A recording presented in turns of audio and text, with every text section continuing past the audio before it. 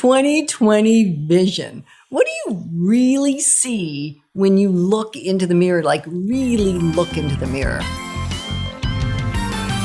Moving forward with the Dekker Team. Moving forward together with the Dekker Team. We at the Dekker Team have enjoyed for over 30 years coming alongside you when it comes to selling, buying, and investing real estate, as well as in really helping families thrive in life, like helping us flourish, strengthen, and even heal relationship, even have our faith increased. And so we have loved being able to, for 30 years, like it shocks me because I am 34. You know that, right? Did everybody laugh? Did you hear that? I agree. Did you hear that? That makes me 29. I'm good with that. Oh, yeah, because you're younger than me by 5 years. Okay, anyway, so 34-year-old has been thrilled to help you build life, both at 34 home American. and business.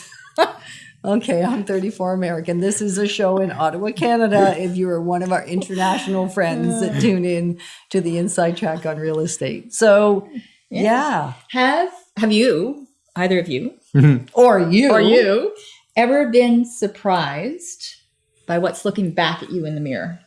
The odd time I say, where'd that old man come from? How come there's more gray hair? At least Then there's you still some. imagine? No, at least there's still some hair. Yeah, it's good. And then sometimes when I really look, I'm shocked by the expression that's on my face. It's not the one that I thought would be there. And if I don't look, well, I may not even be aware that my whole demeanor has shifted. Like, has that ever happened to you where you aren't conscious or like acutely aware and all of a sudden somebody says, "What's up? What's going on with you?" And if I just stopped to look in the mirror, really look in the mirror, I would have noticed like, oh. That's a great thing when you said really look in the mirror, because there are times, and I know originally you used to look in the mirror and not really look in the mirror. You'd look in the mirror to do your makeup or brush your teeth, make sure you don't have anything in your teeth or that kind of thing. No lipstick on the teeth. Comb your hair. But you didn't really, really look at yourself. For 40 years. And you walk away not remembering what you look like. I think there's a passage in the Bible about that. But the point is that sometimes we just go through the motions and we don't slow down to really look in the mirror at who we're being. There is and sometimes when that happens to me as well, I must have a pattern interrupt. I must do something to change, to shift my mind to something that is more powerful. What's my identity in Christ? I remember when Jeremy, so he's 25 now. And so Jeremy, I hope my Mama son, checked with you before she got going on this. We usually check with our kids before we throw them under the bus. Anyway, Jeremy's now 25. He is. And when he was a little guy. He was just 3 years old. And he would, be mad about something, angry about something. And I had learned, not unlike going to a Roar Canada event, I had gone to a conference and had learned about pattern interrupts. And I thought, I am going to try this out. So he would, be angry about something. And Have you ever been angry? Because I've been angry and I needed a pattern reset. Yes. So if it works for a 3-year-old, I know it can work for a 34-year-old. Absolutely. And I would take him to the mirror and I would stand him up on the vanity and I would say, repeat after me. I feel healthy. I feel happy. I feel great. And he would look in the mirror and that, look of anger still in his face. And I feel healthy. He would do it, which I was really grateful for. I feel healthy. And by about the 3rd, 4th, 5th time, depending on the day, he would start giggling and laughing. And it was such a joy. Such a joy. So that I hope now, Jeremy, that you, and I do have this conversation with him and remind him of that. And he laughs and it's a great memory. And what a great lesson for life as a 3-year-old. And I get to do it too when I need to have that so that I show up lovingly. Yeah, yet I used to write in lipstick. messages either to me or to herself, love messages. And then for a while, she did a process, which we call it the mirror exercise, right, Anna? Yep, we do. And so there were 3 questions you asked yourself. There is, and I had to answer it. Ken did it too. Or not really questions, they're statements. They're really, statements, and you did it as well. Yeah, I did. And then for we a little would do bit, it but you together. were much more consistent. I was more consistent because I had more facial expressions to get handled, right? I had more attitude to get handled. More gunk to clean off. Yeah. And so I would start the day with answering or the statement, filling in the statement.